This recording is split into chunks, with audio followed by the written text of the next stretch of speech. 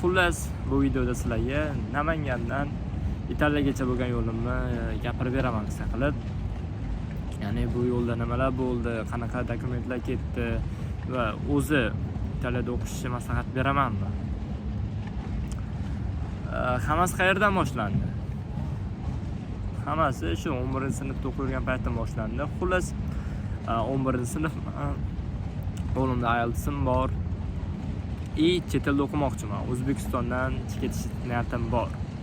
Va shu payt Yevropada o'qish plani ham bor edi. Va universitetlarni, ya'ni davlatlarni birinchi tanlashni boshladim. Yevropadagi davlatlarni va birinchi o'rinda chiqqani Germaniya bo'ldi. Qarasam, Germaniya nemis tilini talab qilar ekan Germaniya universitetlari. Va tabiiy nemis tilini bilmayman, shuning uchun boshqa variantlar qidirishni boshladim. Ya'ni Italiya chiqib qoldi keyin. Va qarasam, men xohlagan hamma narsa o'zi Italiyada bor ekan. Ya'ni top universitetlar, ingliz tilidagi programmalar, yaxshi zo'r sifatli hayot va eng yoqimlisi xalqaro studentlarga stipendiya.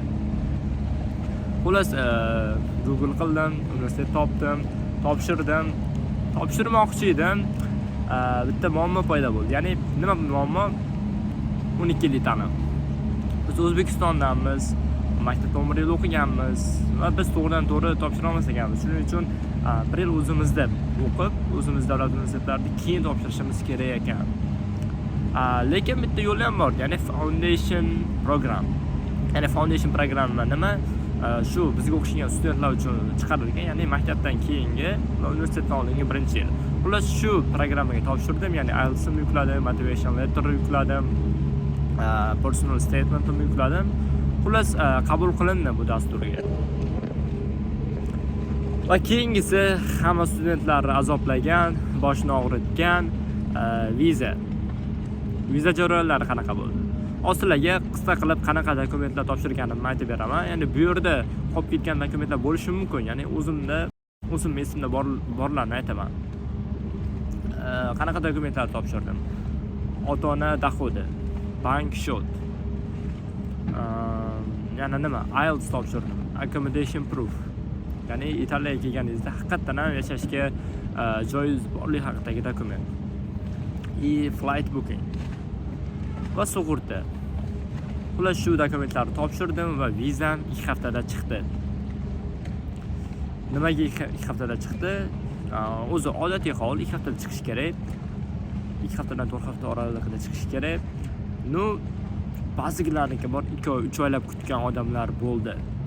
Bilmadim sababi nimagaligini, chunki meniki bilan bir xil dokumentga ega bo'lgan bolalar, hattoki отказ olganlar ham bor. 2-3 oy kutib olganlar ham bor, 2-3 kunda olganlar ham bor. отказ olganlar ham bor. Menimcha dokumentlarni to'g'riligi bilan birgalikda omadda ham roli katta. Xullas, vizamni ham oldim. Italiyaga ham keldim. Hayot o'sha, ya'ni hech qanaqa wow deydigan narsa yo'q. Ya'ni o'ylaganimdek emas. Balkim o'zimni kutilmalarim katta bo'lgandir. Balkim yana bilmadim. Yana bitta zo'r istoriya aytib beraman shu ga bog'liq. Xullas, IELTS o'qirgan paytimda meni oliy maqsadim, ya'ni ertalab meni o'rnimdan turg'izadigan narsa bu IELTS olish edi. Ya'ni ertalab kechgacha shu narsani o'ylardim, boshqa narsa qilardim va maqsadim o'sha narsa edi. IELTS oldim, erishdim maqsadimga va nima bo'ldi?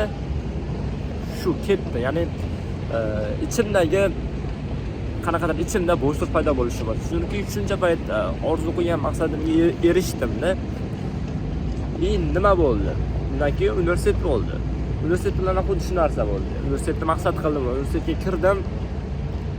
Ertalab yo'qotadigan narsani yana yo'qotdim. Ichimda yana bo'shliq paydo bo'ldi. Va yana siqilish bo'ldi va Italiya bilan ham xuddi shunaqa narsa bo'lyapti. Italiyaga keldim, maqsadimga erishdim, Xudoga shukr, bu noshukrlik emas. Yana maqsadimni yo'qotib qo'ydim, ya'ni nima mana? Siz shuncha payt o'ylab kelgan narsangga erishding, nima endi? Shu narsa qilyapti. Nima mana Italiyaga kelding, hamma qatori universitetga borib kelaverasanmi, bo'ldimi, shumi hayot? No, Xudoga shukr, topdim o'sha narsani, yaqinda topdim. Birinchisi bu YouTube bo'lsa, ikkinchisi ayta olmayman to'g'risi o'qilanib. Shunaqa gaplar. Mavzudan chiqib ketdim.